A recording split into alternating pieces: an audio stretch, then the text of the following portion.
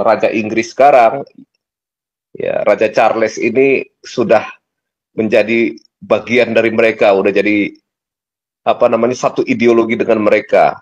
Tapi ini sebenarnya nggak bisa dibuktikan, hanya sekedar klaim mungkin dari mereka. Tetapi by system, karena banyaknya demografi ini, akhirnya jabatan-jabatan publik di Inggris itu mulai dijabat sama orang-orang sebelah, ya.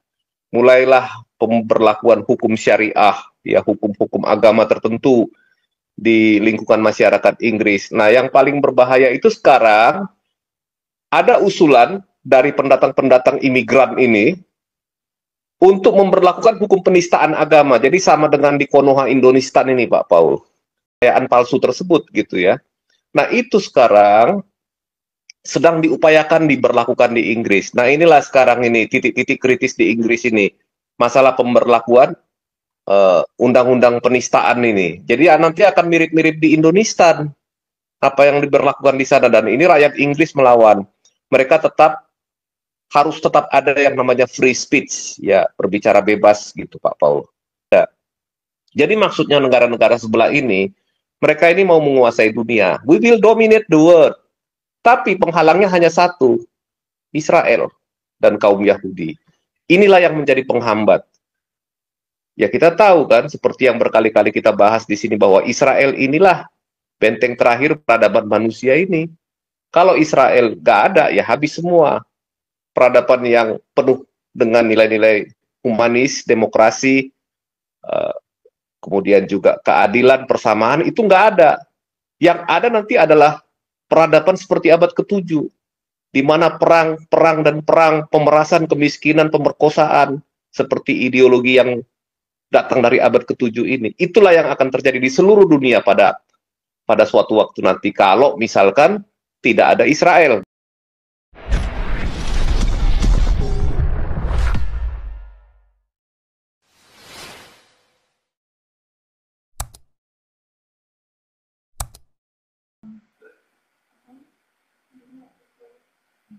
Ombong. Tes suara Pak Paul. Aduh, Ombong. Ya, nah kita lihat hari ini ya, dari data yang dari Pak Paul tadi. Nah, Inggris itu sebenarnya, ya tapi sebenarnya bukan hanya Inggris Pak Paul, tapi seluruh negara-negara Eropa Barat itu memang mengalami krisis kependudukan sama tenaga kerja. Jadi sekarang penduduk usia produktifnya mereka semakin lama semakin turun. Terus kemudian ini akan menjadi masalah di kemudian hari, 10-20 tahun kemudian. Ini akan jadi masalah. Nah, oleh sebab itu ya ada kebijakan untuk memasukkan imigran kan. Nah, itu salah satunya untuk ya menggantikan sumber inilah tenaga kerja manusianya.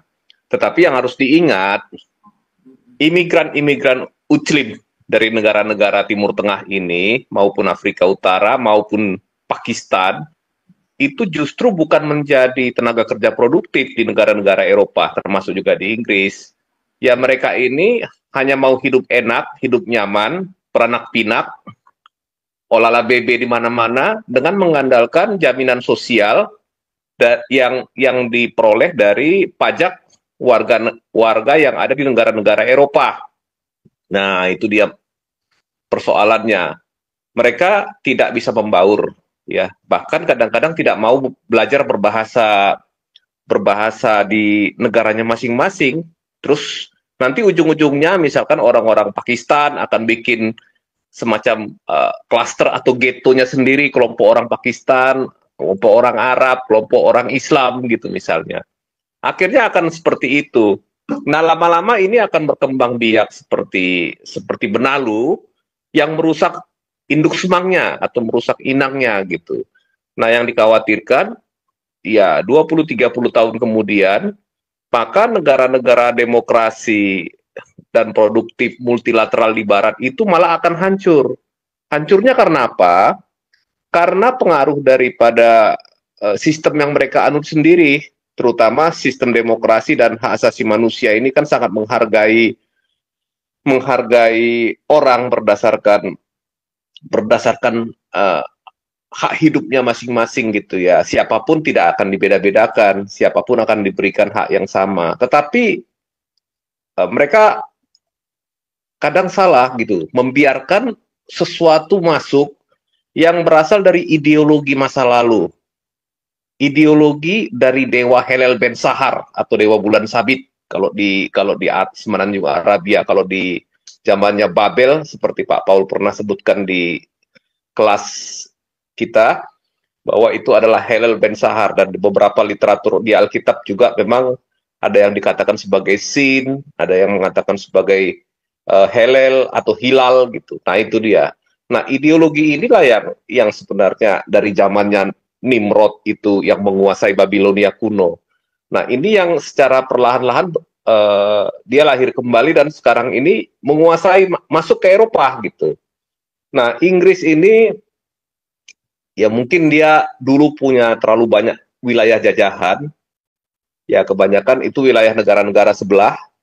Nah kemudian sekarang karena dia ada semacam ya persemakmuran itu, masuklah orang-orang ini kembali ke negara induknya, ke Inggris. Tetapi masuknya mereka ini membawa ideologi Helel Ben Sahar ini. Membawa ideologi sebenarnya isinya itu hanya penaklukan. Penaklukan di mana mereka akan menguasai dunia, menaklukkan dunia, membawa semua bangsa-bangsa ke dalam kegelapan abad ke-7. Ke dalam kegelapan masa lalu di mana orang harus cebok pakai 3 batu, minum kencing onta, dan bebas menyetubuhi anak di bawah umur gitu. Nah itu yang sekarang ini terjadi, dan banyak kasus seperti itu di negara-negara sebelah ini kelihatan sekali gitu. Nah kalau kita lihat, saya sih agak sedikit ini ya, banyak isu yang beredar bahwa katanya Raja Inggris sekarang, ya Raja Charles ini sudah menjadi bagian dari mereka, udah jadi apa namanya satu ideologi dengan mereka. Tapi ini sebenarnya nggak bisa dibuktikan, hanya sekedar klaim mungkin dari mereka. Tetapi by system, karena banyaknya demografi ini, akhirnya jabatan-jabatan publik di Inggris itu mulai dijabat sama orang-orang sebelah, ya.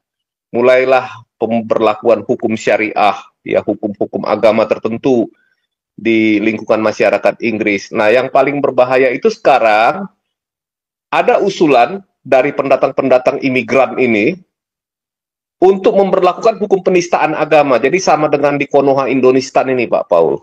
Nah, ini yang sekarang sedang dilawan oleh masyarakat Inggris. Jadi kalau misalkan pakai undang-undang penistaan agama, kita tahu ideologi sebelah itu sangat rapuh dan lemah. Ketika nanti dia diungkap, akan banyak orang yang sadar dan pergi, tidak mau lagi mempercayai kepercayaan palsu tersebut gitu ya. Nah itu sekarang sedang diupayakan diberlakukan di Inggris. Nah inilah sekarang ini titik-titik kritis di Inggris ini, masalah pemberlakuan undang-undang penistaan ini. Jadi ya, nanti akan mirip-mirip di Indonesia apa yang diberlakukan di sana, dan ini rakyat Inggris melawan. Mereka harus tetap ada yang namanya free speech, ya berbicara bebas gitu Pak Paul. Nah, kita tunggulah, sejarah akan membuktikan apakah perjuangan rakyat Inggris akan berhasil untuk melawan pengaruh ideologi gelap ini, ya ideologinya Helel Ben Sahar ini, atau mereka akan terjebak ke dalam budaya abad ke-7 di mana orang harus cebok pakai 3 batu. Nah, kemudian kalau kita lihat data dari Pak Paul tadi, data perguruan tinggi yang kemarin sempat demo-demo anti Israel, ternyata itu tidak murni, itu dibiayai oleh dana dari negara-negara Muslim, ya. Kita lihat paling besar dana dari Qatar. Itu ke seluruh perguruan tinggi ya sekitar 3 miliar dolar itu dana yang masuk. Kemudian yang kedua itu Saudi Arabia, ketiga Cina, kemudian juga ada beberapa negara lain lah, Venezuela. Bahkan yang paling heran, itu di negara yang terakhir, dari Palestina masuk ke perguruan tinggi Amerika. Ya, termasuk yang paling berat, yang terkontaminasi paham untuk untuk membenci Yahudi, membunuh Yahudi, itu adalah di Columbia University. Paham antisemitik. Jadi misinya ini nanti mereka masuk ke perguruan tinggi, membuka pusat-pusat studi Timur Tengah, pusat studi agama tertentu. Nah, dari situ mereka mulailah nanti akan melakukan pengajaran-pengajaran terhadap paham antisemitik kepada generasi muda Amerika. Ternyata orang yang di Amerika itu nggak pintar-pintar banget gitu. Kita di Konoha ataupun di wilayah lain itu jauh lebih bisa paham sejarah Timur Tengah daripada mereka. Kenapa bisa begitu? Ya karena ini pengajaran-pengajaran yang sudah dibelokkan ini, pengajaran sejarah geopolitik itu nggak ada. Jadi maksudnya negara-negara sebelah ini, mereka ini mau menguasai dunia. We will dominate the world. Tapi penghalangnya hanya satu, Israel dan kaum Yahudi. Inilah yang menjadi penghambat. Ya kita tahu kan, seperti yang berkali-kali kita bahas di sini bahwa Israel inilah benteng terakhir peradaban manusia ini. Kalau Israel nggak ada, ya habis semua. Peradaban yang penuh dengan nilai-nilai humanis, demokrasi, kemudian juga keadilan, persamaan, itu nggak ada. Yang ada nanti adalah peradaban seperti abad ke-7, di mana perang, pemerasan, kemiskinan, pemerkosaan, seperti ideologi yang datang dari abad ke-7 ini. Itulah yang akan terjadi di seluruh dunia pada suatu waktu nanti kalau misalkan tidak ada Israel gitu. Nah, Israel itu meredam konflik yang di Timur Tengah itu tertahan di sana, tidak menyebar ke seluruh dunia. Tetapi perang di Gaza yang terakhir ini membuka mata semuanya, termasuk juga membuka mata orang-orang di Eropa maupun di Amerika tentang bahayanya ideologi Hillel Ben Sahar. Buka mata orang. Ya, tes suara Pak Paul, apakah masih terdengar? Lanjut. Ya, nah itu yang membuka mata semuanya. Jadi akhirnya semua sekarang terungkap. Ya, Eropa, Amerika sudah mulai diadakan tindakan-tindakan memulangkan mahasiswa-mahasiswa yang demo-demo pro Hamas kemarin gitu. Jadi ada banyak yang dipulangkan sebenarnya. Cuman yang saya catat yang penting ada 3. Pertama itu Rasya Alawiye. Ini adalah seorang Rasya Alawiye ini seorang dokter yang ketika pemakamannya Hasan Nasrallah dia pulang ikut menghadiri. Sementara bagi Amerika, dan ini sudah pemegang green card loh Pak, si Rasya Alawiye ini udah pemegang green card juga. Tetapi ketika si Nasrallah metong atau mampus, dia ini pulang ikut menghadiri pemakamannya Nasrallah. Dan ini menjadi sorotan bagi dinas rahasia Amerika, bagi FBI. Kenapa? Kita tahu bahwa Hezbollah itu adalah musuh Amerika, melakukan pembunuhan terhadap warga negara Amerika di mana-mana, termasuk juga pengeboman marinir di tahun 1980-an di Beirut, ya, itu hampir 300 orang tewas marinirnya Amerika, terus legiun asingnya Prancis 147 orang, jadi total sekitar 400 orang warga negara asing itu tewas karena bom mobil. Sementara, dan otaknya adalah Nasrallah, dan sementara ini dianggap sebagai musuh Amerika. Nah, orang yang sudah dapat green card, kemudian dia datang menunjukkan simpati terhadap musuh Amerika yang dianggap melakukan pembunuhan terhadap warga negara Amerika, itu dianggap musuh negara. Jadi artinya sudah tidak lagi memenuhi haknya haknya dia untuk mendapatkan green card karena dia sudah melanggar aturan. Nah, saya baru tahu bahwa green card itu ternyata bisa dicabut Pak Paul gitu. Kalau misalkan orang tersebut terlibat sesuatu yang dianggap itu dekat dengan terorisme atau musuh negara gitu. Walaupun dia itu tadinya diberikan privilege ya atau hak istimewa, itu rupanya bisa dicabut. Itu yang pertama. Yang kedua, yang kita lihat juga tadi pagi ya, Rumeysa Öztürk, ini orang Turki. Tapi di kampusnya, di Tufts University, dia ini diam-diam adalah penggerak di belakang layar daripada demo-demo mahasiswa yang terjadi di Tufts University. Oleh sebab itu, dari video tadi pagi, tapi sebenarnya kejadiannya 2 hari yang lalu sih. Dia ditangkap oleh dinas rahasia Amerika yang mengurusin soal imigran, yaitu ICE dan FBI. Dia ditangkap dan terancam akan dideportasi untuk pulang ke negaranya. Padahal ini orang pemegang beasiswa Fulbright. Kita tahu kan, beasiswa Fulbright itu sangat sulit untuk mendapatkannya. Seleksinya ketat dan persaingannya berat gitu. Nah, gara-gara pro Hamas, dia terancam akan dipulangkan. Ini si Rumeiso Astur ini. Nah, yang ketiga yang paling ramai ini adalah masalah si Mahmud Khalil. Mahmud Khalil ini pura-pura tanpa dosa, pura-pura suci. Saya nggak pernah ikut-ikut demo-demo yang terjadi di Columbia University.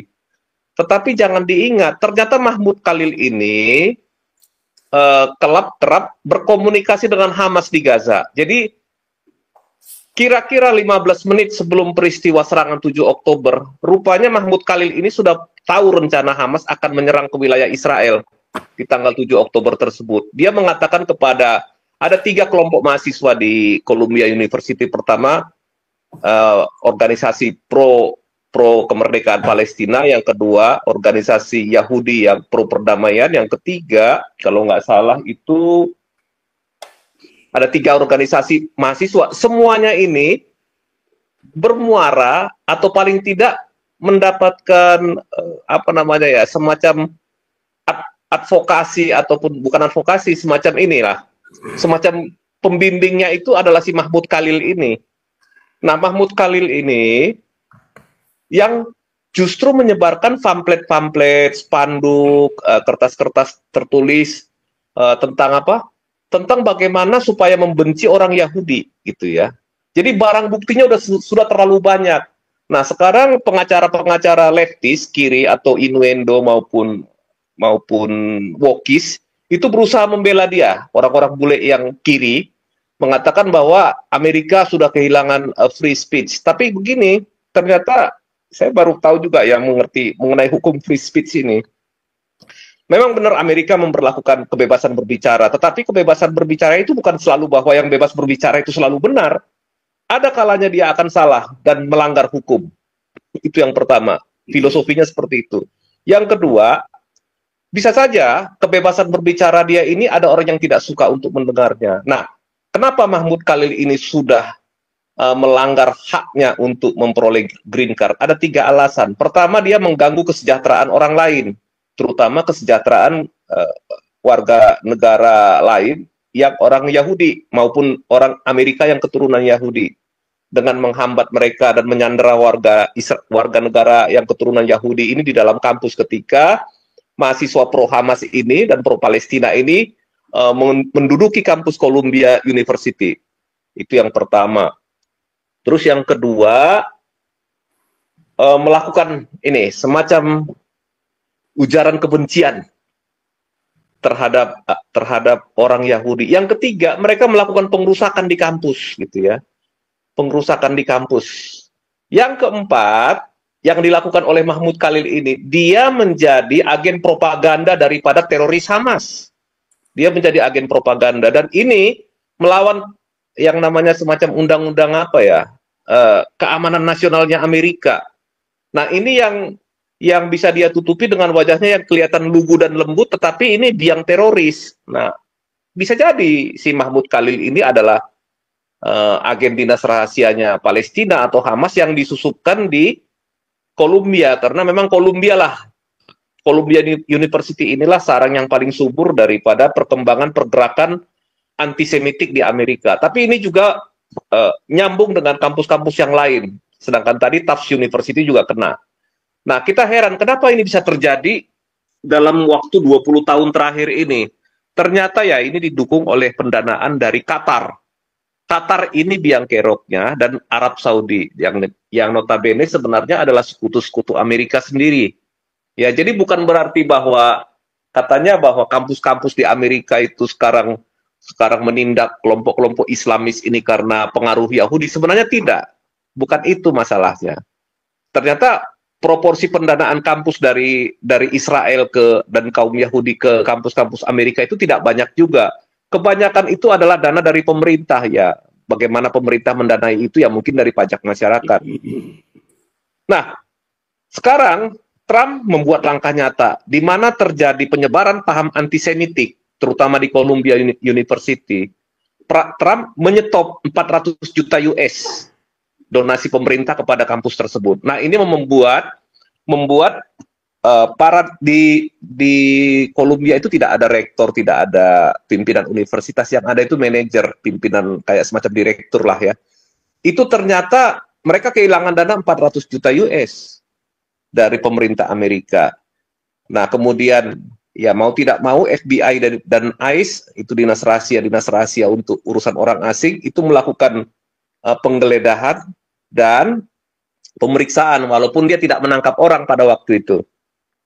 Nah, jadi yang mengherankan, salah satu dosen di Columbia itu adalah orang Israel. Dia mengatakan manajernya Columbia ini malah menelepon semua akademisi mengatakan bahwa sangat menyedihkan apabila dinas rahasia FBI dan ICE itu bisa masuk melakukan pemeriksaan. Tapi dia tidak pernah menyesali bahwa kampusnya Columbia University digunakan sebagai membuat suatu pergerakan yang melawan hukum, yaitu apa? Menjadi corong propaganda daripada teroris Hamas.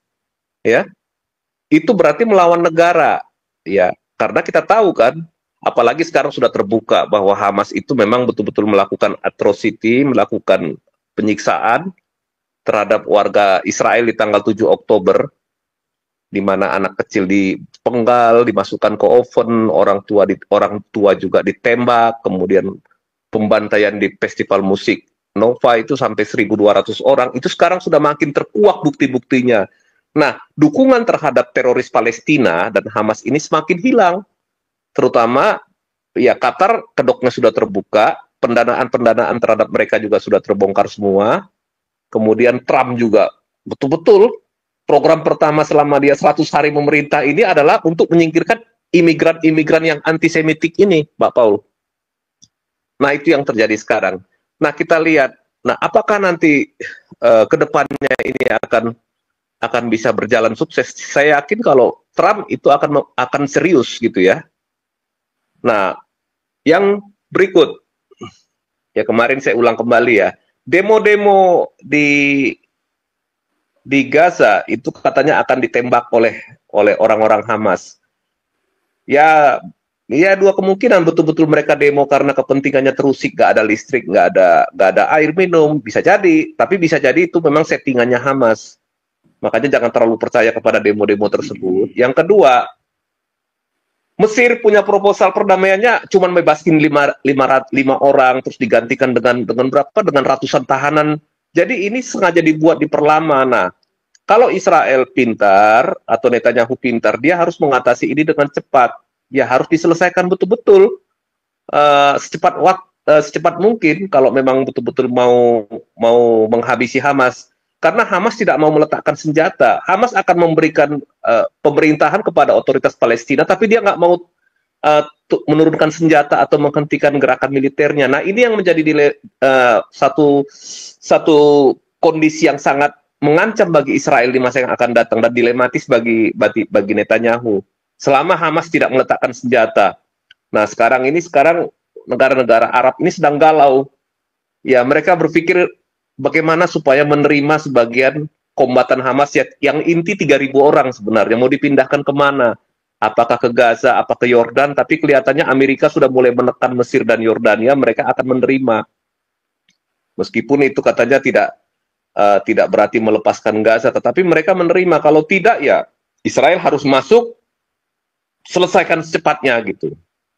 Selesaikan secepatnya perang ini, supaya kondisi ekonomi dunia tidak terganggu gitu. Nah, yang ketiga, masalah Iran, sepertinya Amerika sudah siap untuk menyerang reaktor nuklir Iran. Kita lihat ada 7 pesawat pembom B-2 didatangkan ke Diego Garcia di Samudra Hindia. Belum lagi masih ada pesawat bomber B-52 yang bisa mengangkut bom dengan banyak. Ya, ditambah dengan nanti 2 gugus kapal induk, tambah dengan pesawat-pesawat tempur Israel yang juga cukup banyak. Sepertinya perang akan tidak bisa dihindarkan kalau misalkan Iran tidak mau berunding untuk keluar dari ambisinya menguasai Eropa dan dunia, terutama awalnya menguasai Timur Tengah ini melalui senjata nuklir yang dia punya gitu. Kalau mereka masih ngotot untuk menguasai dunia dengan senjata nuklir Iran ini, maka dia akan menghadapi konsekuensi militer yang sangat berat. dari Amerika dan Israel. Gitu dulu kira-kira Pak Paul. Nanti kita biarkan teman-teman diskusi. Nanti kita sambil timpalin bagaimana diskusinya. Terima kasih Pak Paul.